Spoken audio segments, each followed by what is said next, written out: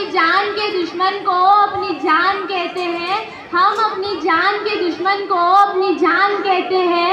और मोहब्बत की इसी भूमि को हिंदुस्तान कहते हैं, मोहब्बत की इसी भूमि को हिंदुस्तान कहते हैं।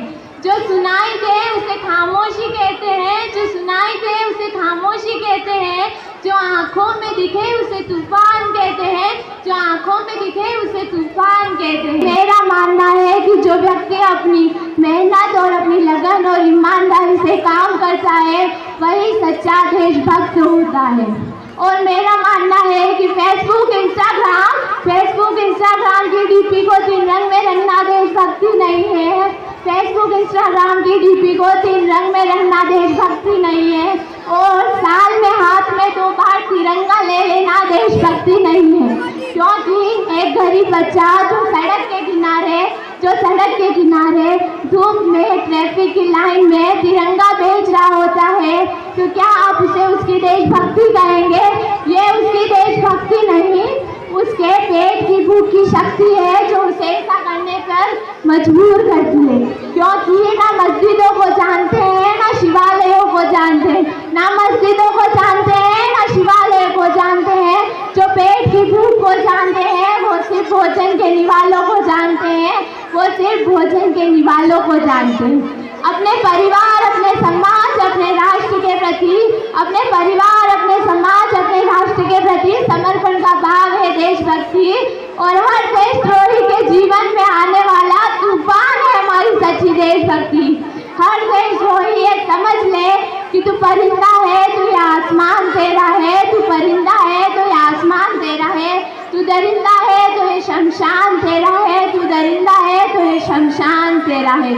भाईचारे से रहना है तो रहे इस जमीन पर, भाईचारे से रहना है तो रहे इस जमीन पर, वरना ये कब्र भी तेरी है और ये कब्रिस्तान भी तेरा है, ये कब्रिस्तान भी तेरा है। लेकिन आज भी हम एक ऐसे समाज में जीते हैं, आज भी हम एक समाज में जीते हैं जहाँ भूखे नंगे तड़पते सो जाते हैं लोग, जहाँ भूखे नंगे तड़पते सो जाते हैं लोग। मजदूर को मजदूर समझिए, मजबूर नहीं, गरीब को काम दीजिए, दान नहीं, और दान देने के इच्छुक है तो जीते जी रक्तदान दीजिए, और मरने के बाद हम दान देकर किसी मरते को जीवन दान दीजिए। यही हमारी सच्ची देशभक्ति और राष्ट्र प्रेम है। लेकिन हमारे समाज में एक वैचारिक बीमारी यह भी है कि कहा जाता है कि हम लोकतंत्र के सबसे बड़े देश में जीते हैं, लेकिन जहाँ हिंदू पैदा होता है, मुसलमान, सिख, ईसाई भी पैदा होता है,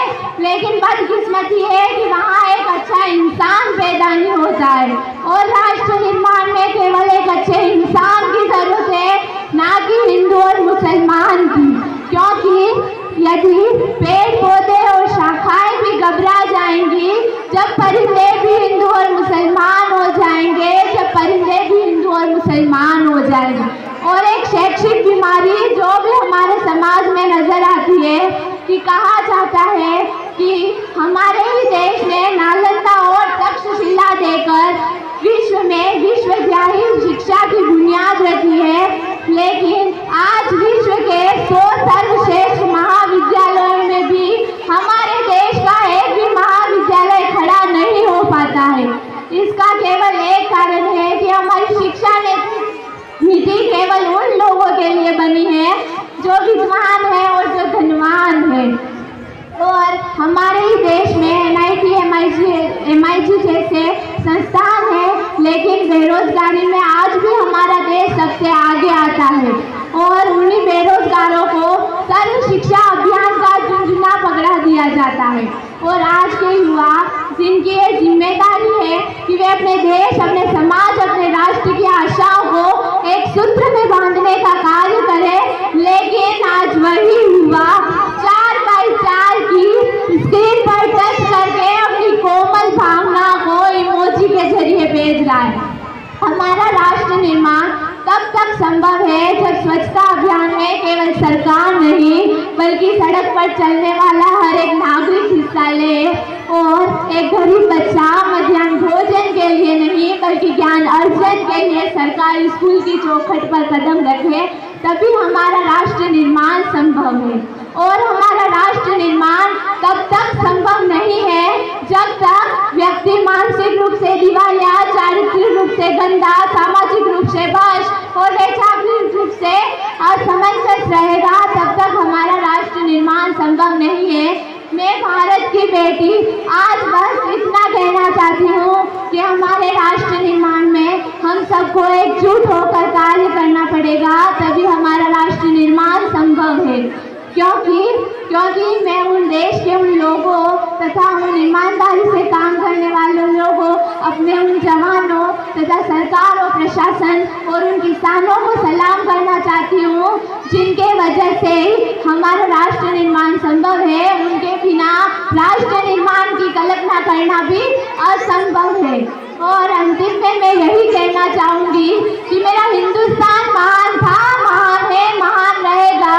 मेरा हिंदुस्तान महान था, महान रहेगा। फूका हौसला बुलंद रहा, फूका हौसला बुलंद रहा तो एक दिन पाकिस्तान भी जय हिंद कहेगा, पाकिस्तान भी जय हिंद कहेगा।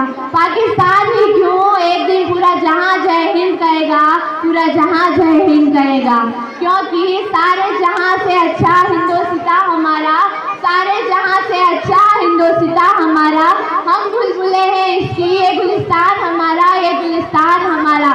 जय हिंद, वंदे। बहुत जोरदार, जबरदस्त।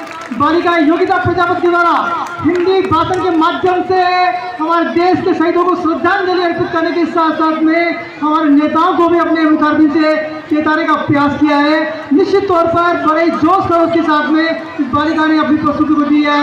बहुत बहुत धन्यवाद की पात्र बालिका। और इसको प्रेरणा देने वाले जो हमारे साथी है श्री नंद किशोर जी मीणा, जिसने बालिका को प्रेरित किया, एक सुंदर भाषण ने तैयार करवाया और बालिका ने बहुत ही सुंदर तरीके से एक लय के साथ में आपके समक्ष इस भाषण की प्रस्तुति दी। एक बार पुनः इस मंच के माध्यम से बालिका को धन्यवाद अर्पित करते हैं। और साथ साथ में इस बालिका के लिए बहुत सारी प्रोत्साहन राशि प्राप्त हुई है, उनके नाम भी मेरे पास में आने वाले